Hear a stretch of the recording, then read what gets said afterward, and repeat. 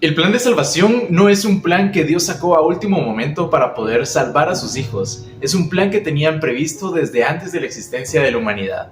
Este plan consistía principalmente en enviar al Mesías, Hijo de Dios, para poder librarnos de nuestros pecados. Con el paso del tiempo en la historia del pueblo de Israel, Dios dio diferentes profecías para poder saber cómo sería este Mesías, cuándo llegaría y cómo actuaría también.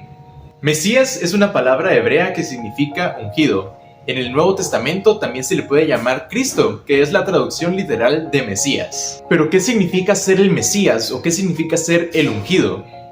Una de las formas más fáciles de entender esto es con la historia del rey David.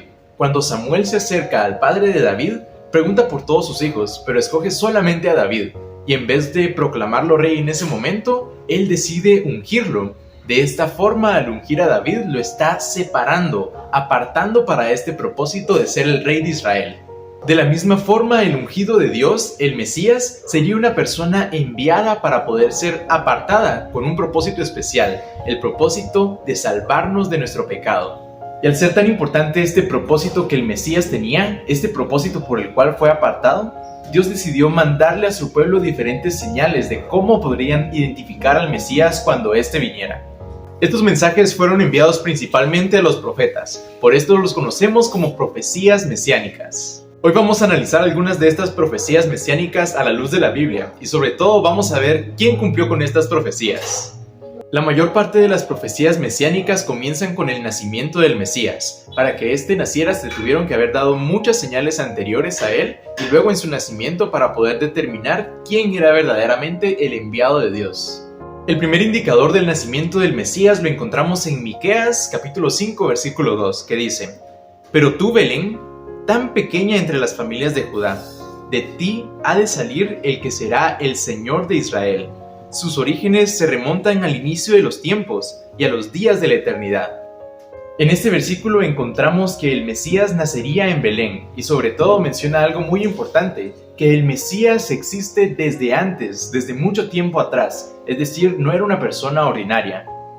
Los 4 evangelios nos relatan el nacimiento de Jesús, comenzando de que sus padres tenían que viajar a Belén por un censo, y aquí es donde se cumple la primera profecía: Jesús nace en Belén.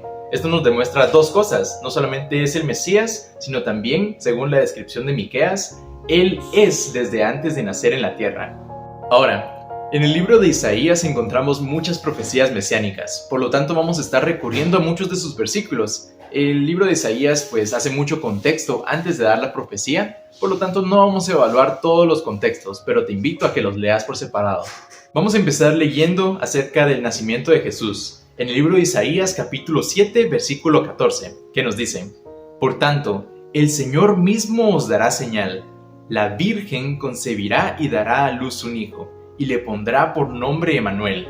En Lucas 1 encontramos la historia de Jesús. Principalmente del versículo 26 en adelante se nos relata un poco más acerca de su madre, María. Lucas 1, 26 y 27 dice: «Al 6º mes, el ángel Gabriel fue enviado por Dios a una ciudad de Galilea llamada Nazaret, a una virgen desposada con un varón que se llamaba José». Aquí nos cuenta que María era virgen. En ese momento, si seguimos leyendo, el ángel Gabriel le dice que va a tener a un hijo y que debe ponerle por nombre Jesús. Algo que quiero recalcar de este punto es que para María también era un poco incomprensible cómo ella, siendo virgen, iba a poder dar a luz a un hijo. Sin embargo, el ángel Gabriel le enseña el testimonio de que Dios es grande y puede hacer milagros. Cuando María entiende que el propósito de Dios debe cumplirse, acepta su voluntad. Y me gusta cómo termina en el versículo 38. Dice: «Entonces María dijo: Aquí está la sierva del Señor, hágase conmigo conforme a tu palabra». María era virgen, pero confiaba tanto en el Señor que Él la pudo usar para su propósito también. Y aquí es donde se cumple nuestra segunda profecía. Regresando al libro del profeta Isaías, ahora más adelante en el capítulo 40, encontramos una de las profecías más interesantes para mí. En esta profecía no se nos habla directamente del Mesías, sino de alguien que vendría antes de él. En el versículo 3 nos dice: «Voz que clama en el desierto, preparad el camino a Jehová». Esto nos indica que una persona de antes de Jesús iba a llegar para poder preparar al pueblo de Dios para recibir al enviado. Y todos los evangelios nos cuentan la historia de un personaje muy asombroso. Juan el Bautista. Principalmente vamos a utilizar Mateo 3 para hablar acerca de este personaje. El capítulo 3 comienza diciendo: en aquellos días se presentó Juan el Bautista predicando en el desierto de Judea y diciendo: arrepentíos, porque el reino de los cielos se ha acercado. Y en el versículo 3 podemos confirmar esta profecía, pues este es aquel de quien habló el profeta Isaías cuando dijo: voz del que clama en el desierto, preparad el camino del Señor, enderezad sus sendas. Juan el Bautista es un personaje muy importante y además era primo de Jesús. Jesús más adelante dice que en esta tierra no hubo nadie humano como Juan el Bautista. Más adelante vamos a hablar acerca de él en otro video.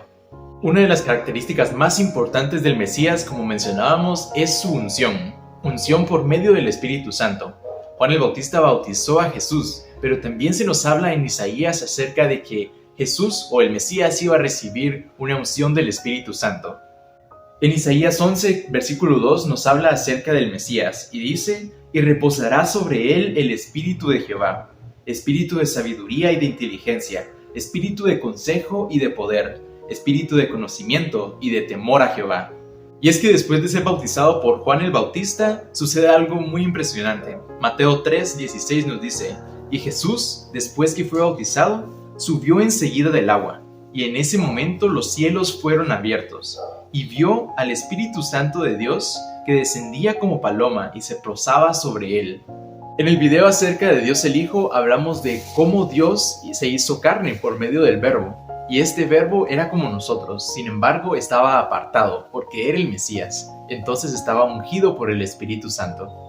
En los primeros años del ministerio de Jesús acontece algo muy interesante también, algo que obviamente estaba profetizado. Si vamos al libro de Zacarías, en el capítulo 9, versículo 9, encontramos: alégrate mucho, hija de Sión, da voces de júbilo, hija de Jerusalén. Mira que tu rey vendrá a ti, justo y salvador, pero humilde, cabalgando sobre un asno, sobre un pollino, hijo de asno. En Mateo 21 se nos relata la entrada de Jesús a Jerusalén, casualmente montando un asno. Sin embargo, quiero hacer un énfasis en una de las características que Zacarías menciona.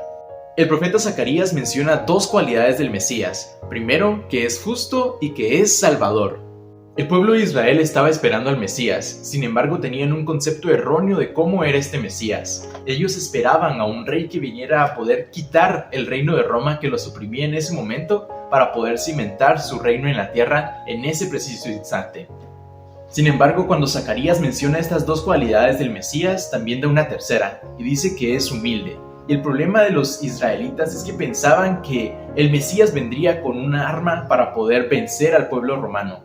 Sin embargo, no entendieron que el propósito del Mesías era ser humilde en esta tierra.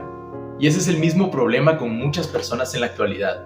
Isaías también nos relata que el Mesías debería hacer milagros, y Jesús hizo muchos milagros. Sin embargo, muchas personas no creyeron en él. Dios siempre ha querido comunicarse con su pueblo, por esto les dejó estas señales, por eso envió al Hijo, pero muchas personas se cierran a esta información. Y aún así, Dios envió a su Hijo con ese mismo propósito. Mi profecía favorita acerca del Mesías la encontramos en Isaías 53. Es un gran capítulo que nos ayuda a reflexionar acerca de nuestras acciones. El apóstol Juan en su evangelio también dice que Jesús vino a los suyos y los suyos no le recibieron. El profeta Isaías en el capítulo 53 nos habla de cómo Jesús vendría a la tierra y cómo el Mesías sería despreciado. Y no solamente fue despreciado, sino que sufrió muchísimo en esta tierra. Por nuestras culpas fue llevado como cordero al matadero, y aún así siempre se mantuvo humilde. Todo este sufrimiento también estaba profetizado, y en los últimos días de su vida Jesús pasó por muchas cosas. No solamente fue rechazado, y su mensaje, sus milagros fueron rechazados, también fue traicionado por sus discípulos, fue vendido, fue burlado, golpeado, escupido, crucificado y sobre todo, muerto en esa cruz. Pero todos estos sufrimientos no fueron en vano, tienen un gran propósito. Isaías 53, como mencionábamos, el versículo 6 nos dice: todos nosotros nos descarriamos como ovejas, cada cual se apartó por su camino, mas Jehová cargó en él el pecado de todos nosotros. Y es que el ungido de Dios estaba apartado para ese propósito, para morir por nosotros y poder darnos la salvación. Afortunadamente para nosotros, el plan de salvación no termina ahí. Y como Jesús es Dios, con su poder divino resucitó al tercer día, para darnos hoy la esperanza de que nuestra deuda ya está pagada. Y no solamente resucitó y ascendió al cielo, sino que también el Mesías tiene un lugar especial. En el Salmo 110, versículo 1 encontramos: Jehová dijo a mi Señor, siéntate a mi diestra.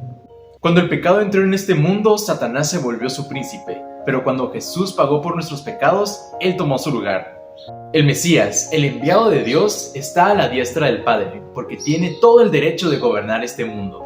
Jesús es el Mesías. Él mismo dice en Lucas 24:44, estas son las palabras que os hablé estando aún con vosotros, que era necesario que se cumpliera todo lo que está escrito de mí en la ley de Moisés, en los profetas y en los salmos. Entonces les abrió el entendimiento para que comprendieran las escrituras y les dijo, así está escrito, así fue necesario que el Cristo padeciera y resucitara de los muertos al tercer día, y que se predicara en su nombre el arrepentimiento y el perdón de los pecados en todas las naciones. Vosotros sois testigos de estas cosas. Como podemos ver, Jesús es el Cristo, Jesús es el Mesías, Jesús es aquel enviado que estaba apartado para el propósito de salvación de la humanidad, y no solamente cumplió todo a cabalidad, sino lo hizo con mucho amor. Pero de nada sirve conocer todas estas profecías si no hacemos lo más importante, aceptar a Jesús. Yo te invito a que hoy aceptes a aquel que dio su vida por tus pecados. Tu deuda ya está pagada, solamente debes aceptar ese amor.